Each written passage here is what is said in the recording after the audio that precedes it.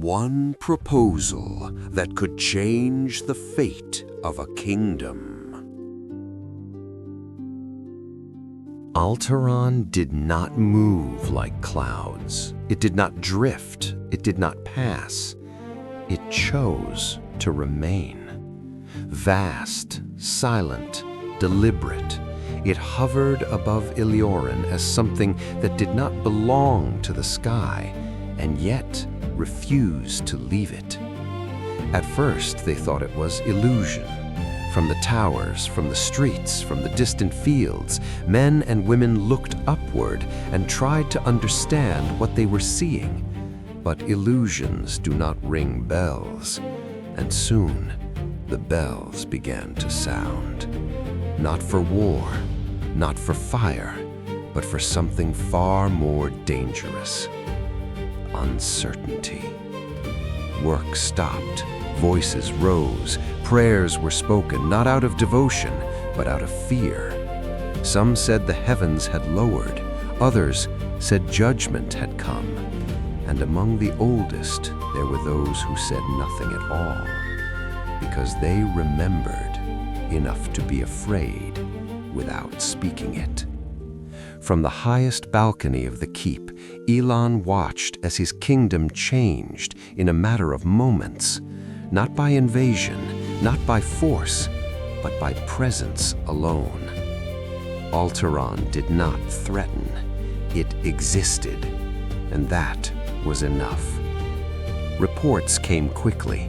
It was seen beyond Elioren, to the west, to the south. Signal fires carried the truth faster than riders ever could.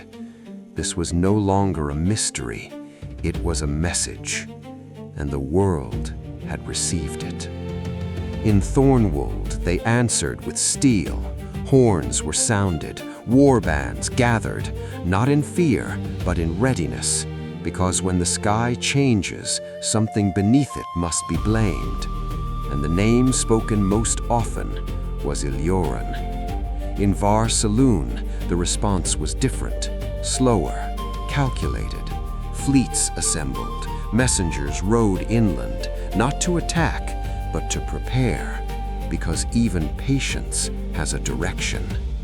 The first conflict did not come to the capital, it came to the borders, and Valkyrius did not wait.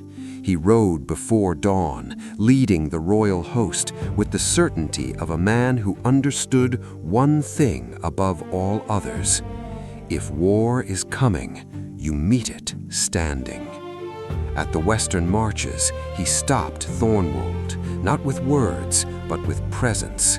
At the southern road, he turned away Vhar-Seluun, not with diplomacy, but with warning.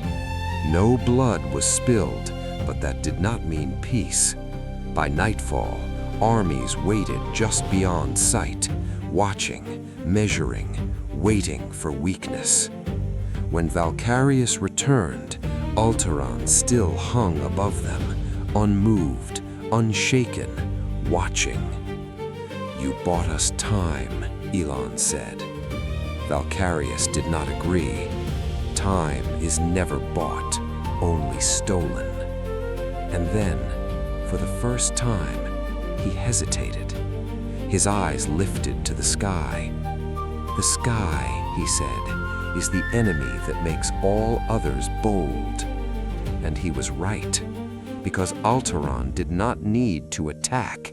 It only needed to exist for the world to begin tearing itself apart. Days passed, and still it remained, not moving, not striking, only waiting. Its presence changed everything. The sun felt dimmer, the stars more distant. Even laughter in the streets carried hesitation, because no one understood what came next. And when people do not understand, they imagine, and imagination is often worse than truth. Inside the keep, Ilan waited for something else, an answer, and it came. Orvannis returned, not as a shadow, not in secrecy, but openly, as if the sky itself had granted him permission. This time, he came with words alone. He came with proof. A fragment of Umbrael, dark, silent, absorbing light instead of reflecting it. Even the flame beside it seemed uncertain. "This sustains Altaron," he said. "Not metaphor, not theory, truth." And then he said what no one wanted to hear. If it failed, Altaron would fall. Not retreat, not vanish, fall onto the world below. And when Valkyrius asked what that meant, the answer came without hesitation. Enough. Not numbers, not estimates, just truth. Enough to destroy everything beneath it. Silence followed, because now the choice was no longer theoretical. It was immediate. Help Altaron and risk the foundation of the world. Refuse and risk its destruction. There was no safe path, only different disasters. "You ask us to gamble the world," Ilan said. Orvannis did not deny it. "I ask you to choose which weight you will bear."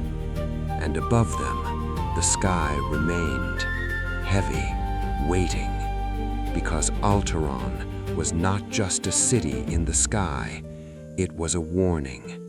And for the first time, the fate of the world no longer rested in the hands of kings, but in what lay buried beneath them.